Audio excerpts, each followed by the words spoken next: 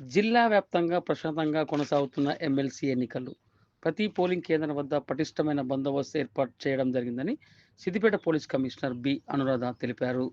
సిద్దిపేట పట్టణంలోని ప్రభుత్వ డిగ్రీ కళాశాల, Siddipet girls high school polling కేంద్రాలను సందర్శించిన police commissioner doctor B. Anuradha అనంతరం ఆమె మాట్లాడుతూ పోలీస్ బందోబస్తు గురించి అధికారులకు, సిబ్బందికి తగు సూచనలు చేశారు. ఈ సందర్భంగా పోలీస్ కమిషనర్ మాట్లాడుతూ పట్టభద్రుల టీచర్స్ ఎమ్మెల్సీ ఎన్నికల సందర్భంగా పోలింగ్ కేంద్రాల వద్ద 163 బిఎన్ఎస్ఎస్ సెక్షన్ అమలు చేయడం జరిగిందన్నారు.